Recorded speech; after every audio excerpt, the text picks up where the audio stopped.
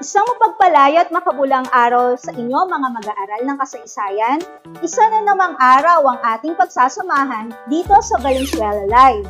Ako ang inyong guro tagapagdaloy bilang Fatima Espinosa at sama-sama tayong matuto sa Araling Panlipunan 7, Kasaysayan ng Asya. Bago tayo mag-umpisa, huwag kalimutan ang katagang PAM, ang inyong panulat, ang inyong attendance sa chat box, at ang inyong module sa Araling Panlipunan 7. At higit sa lahat, ang inyong atensyon sa pakikinig. It's AP time! Noong nakaraang aralin, pinag-aralan natin ang mga karanasan sa Silangan at Timog Silangang Asya sa ilalim ng kolonyalismo at imperialismong kanluranin. Kabilang iba't ibang ideolohiya na umusbong sa mga bansang Asyano. Ngayon naman ay subukin natin kung naalala pa ninyo ang mga tinalakay noong nakaraang aralin sa pamamagitan ng hanap salita. Hanapin ninyo ang 5 halimbawa ng ideolohiya na umusbong sa mga bansang Asyano. Suriin ninyo ang mga sumusunod na pakyag at tukuyin ang mga salitang inilalarawan ko. Mayroon kayong 5 segundo para i-type ang inyong sagot sa comment section na nasa ibaba. Handa na ba kayo? Para sa unang bilang, ang kapangyarihan ng pamahalaan ay nasa kamay lamang ng isang tao. Ang pinuno ng sistemang ito ay karaniwang tinatawag na hari o reyna. Timer starts now.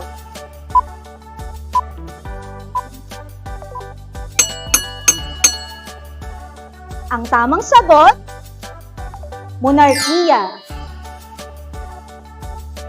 Para sa ikalawang bilang, isang doktrina ito na nakabatay sa patakarang pang-ekonomiya kung saan ang pamamalakad ng pamahalaan ay nasa kamay ng isang grupo ng tao. At ang ideolohiyang ito na makamit ang perpektong lipunan sa pamamagitan ng pantay na distribusyon ng produksyon ng bansa. Timer starts now.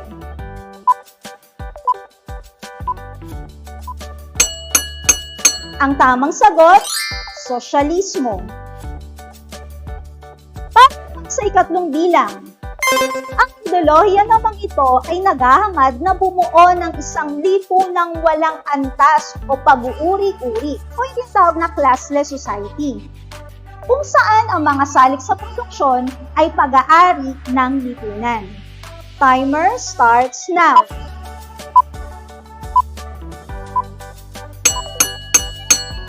Ang sagot, tama, komunismo. Para sa ika-4 na bilang, ito ay tumutukoy sa isang sistemang pangkabuhayan kung saan ang produksyon, distribusyon at kalakalan ay kontrolado ng mga pribadong mangangalakal, hanggang sa maging maliit na lamang ang papel ng pamahalaan sa patakarang pangkabuhayan. Timer starts now.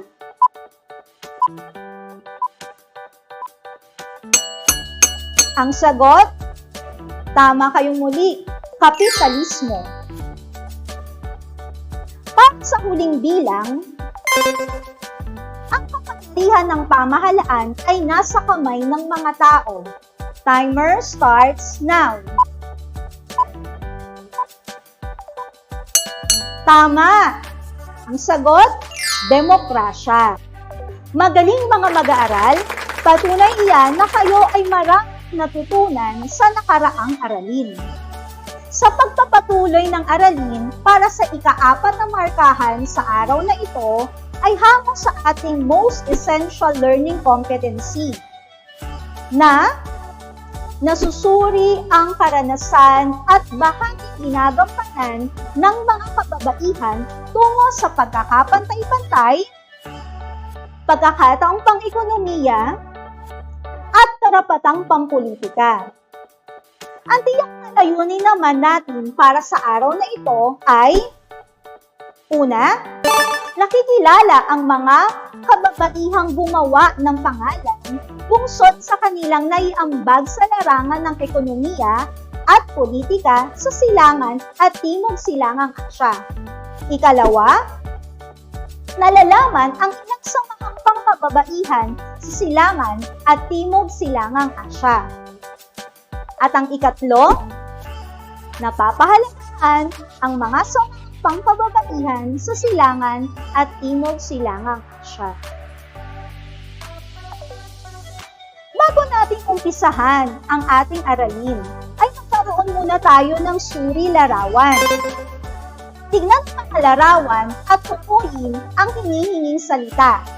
Bibigyan ko kayo ng 10 segundo upang suriin ang mga larawan. Timer starts now.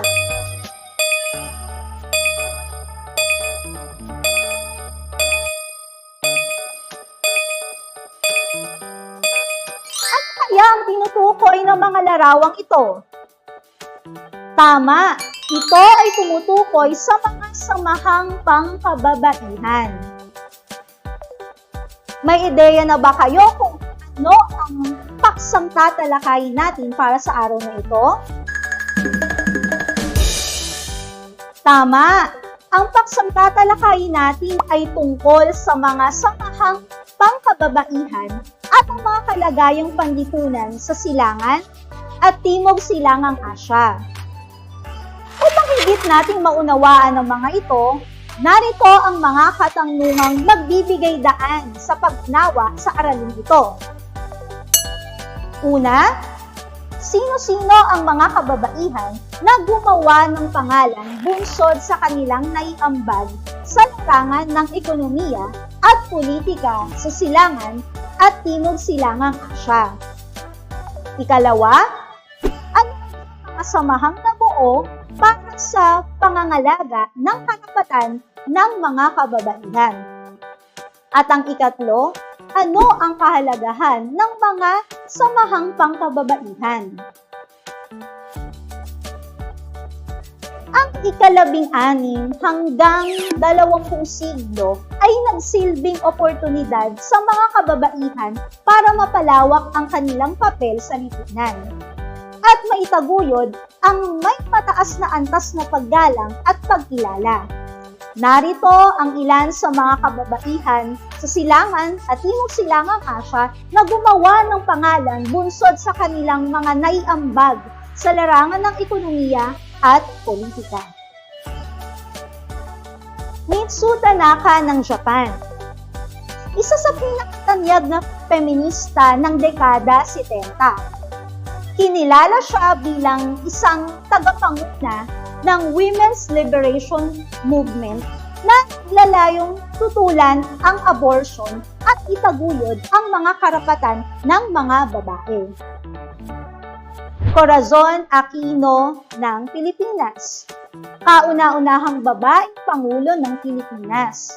Iniluklok bilang Pangulo sa pamamagitan ng isang mapayapang revolusyon na naganap noong February 25, 1986.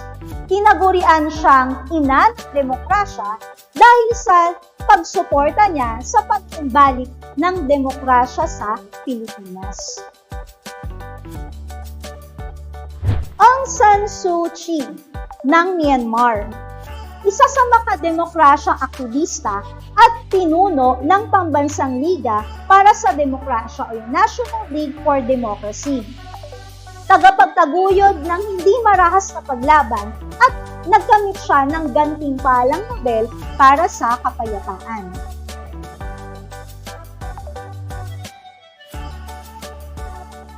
Megawati Sukarnoputri ng Indonesia. Siya ang unang babaeng naging presidente ng bansang Indonesia. Ichikawa Fusei ng Japan. Isang guro at mamamahayag sa kalaunan ay naging isang politiko. Siya ay masigasig na tagapagsunod ng kilusang suffragist ng Japan. Noong 1918, pinangunahan niya ang New Women's Association at noong 1924, itinatag ang Women's Suffrage League ng Japan. Ang layunin ng samahan ay mapahusay ang karapatan ng kababaihan sa edukasyon, trabaho, at pagboto. Mapupuna na maraming kababaihan na tumanyag sa iba't ibang larangan. Isa itong malaking tagumpay ng mga babae sa rehiyon na minsan sa kasaysayan ay tinuturing na di gaanong mahalaga. Ipinaloob na din ng iba't ibang bansa sa kanila na sa ligang batas ang mga karapatan ng babae na layuning maitaguyod ito para sa kanilang kapakanan. Hindi rin matatawaran ang malaking partisipasyon ng mga babae sa pag-akyat ng ekonomiya ng kanilang bansa. Sa Pilipinas, ang grupong Gabriela ay kilala sa pakikipaglaban sa karapatan ng mga babae. Ang isang mga samahang pangkababaihan sa ating bansa ay aktibo at patuloy na nagpapamalas ng paglago. Isa sa mga pangunahing samahan ng ating bansa ay ang General Assembly Binding Women for Reforms, Integrity, Equality, Leadership, and Action o mas kilala sa katawagang Gabriela. Naitatag noong 1984 ang Gabriela na naglalayon na tulungan ang mga kababaihang Pilipino na magkaroon ng kaalaman upang makatulong sa pagsulong ng kanilang karapatan at interes sa pamamagitan ng sama-samang pagkilos. Ang Gabriela ay nagbigay ng libreng konsultasyon sa mga kababaihan na biktima ng karahasan. Libreng konsultasyon at serbisyong medikal, tulong at rehabilitasyon sa panahon ng sakuna at mga pagsasanay sa pagbuo ng kaalaman ukol sa kalusugan at karapatang pangkababaihan. Ang husay, di ba? Papangalagaan ang kalagayan at karapatan ng mga kababaihan.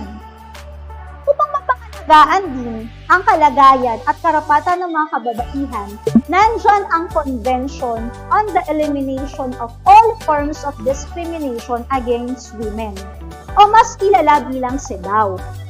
Kabilang lamang sa mga layunin ng CEDAW ay ang pagbibigay diin sa pagpapahalaga sa diwa at pagkakapantay-pantay ng kababaihan at kalalakihan sa pamamagitan ng paglalagay nito sa konstitusyon at pag-aalis ng diskriminasyon sa mga kababaihan. Ayan, natunghayan na ninyo ang mga babaeng Asyano na nagpakita ng kanilang kahusayan sa iba't ibang larangan sa ekonomiya at politika.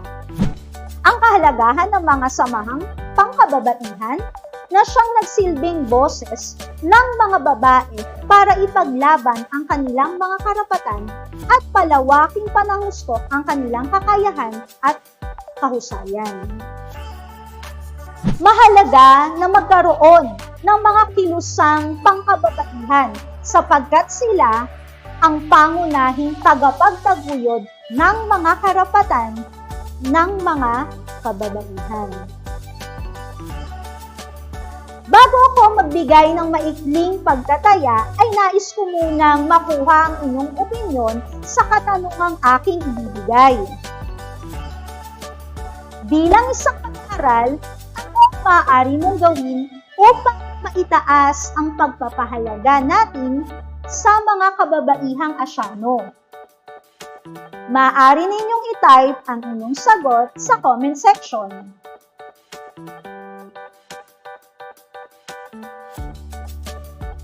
Tama ang inyong mga naibahaging sagot. Maaari nang suportahan ang mga samahang nagpapahalaga sa karapatan at tumutulong sa kagalingan ng mga kababaihan.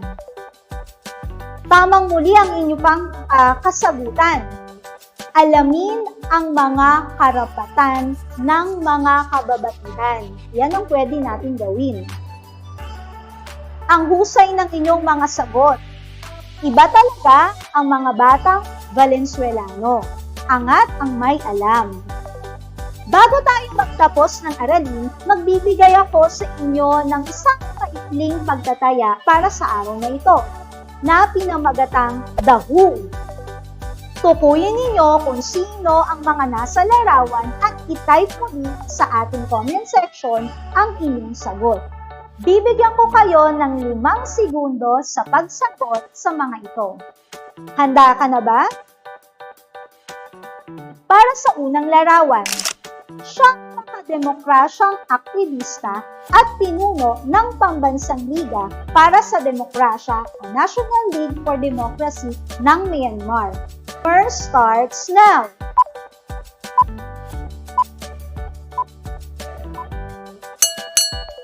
Tamang sagot, Aung San Suu Kyi.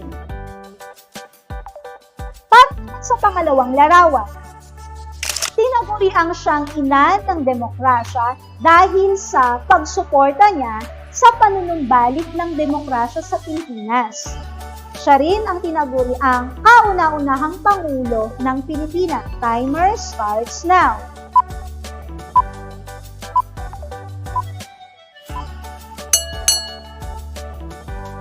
Tamang sagot, Corazon C. Aquino. Para sa ikatlong larawan, noong 1918, pinangunahan niya ang New Women's Association at noong 1924, itinatag ng Women's Suffrage League ng Japan na may layuning mapahusay ang karapatan ng kababaihan sa edukasyon, trabaho, at pagboto. Timer starts now. Tamang sagot, Ichikawa Kusei. Para sa ika-4 na larawan, siya ang kauna-unahang babaeng naging presidente ng bansang Indonesia. Timer starts now.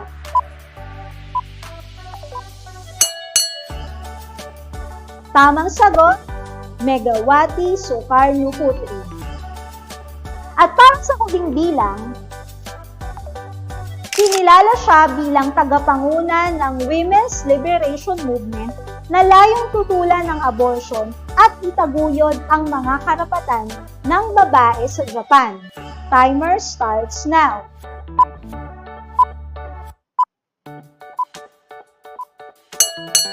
Tamang sagot, Mitsu Tanaka.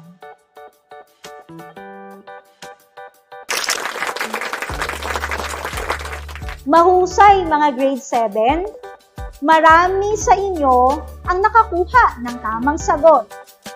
Isang pagpapatunay na tumalima sa inyong isipan ang mga babaeng Asyano na nagpamalas ng kahusayan sa ekonomiya at politika.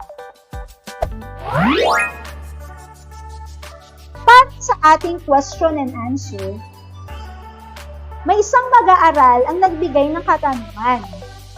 Ang katanungan niya ay, may tuturing po bang mahalaga sa kasulukuyang panahon ang ginagampanan ng mga kababaihan?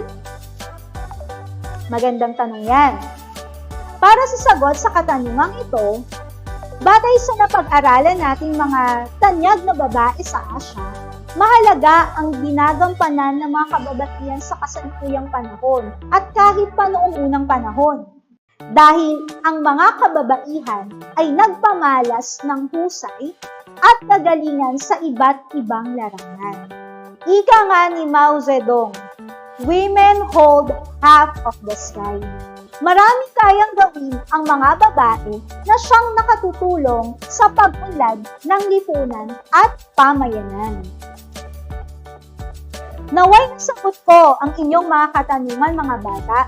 Kung hindi ko man nabasa at nasagot ang inyong mga katanungan, ay huwag kayong mag-alala dahil maaari naman itong mabigyan ng kasagutan sa inyong guro sa Araling Panlipunan sa pamamagitan ng follow-up discussion. Para sa ating takdang aralin, sagutan ang gawain mula sa inyong learning modules. Una, ang gawain 6, pagsulat ng liham. Ikalawa, gawain 7, ikwento mo, pakikinggan ko. Muli mga mag-aaral, magkita-kita muli tayo para sa panibagong kaalaman at talakayan natin sa susunod na araw. Dito lamang sa ating Valenzuela Live. Maraming salamat sa inyong aktibong pakikinig. Muli ako si Ginang Fatima Espinosa. Paalam!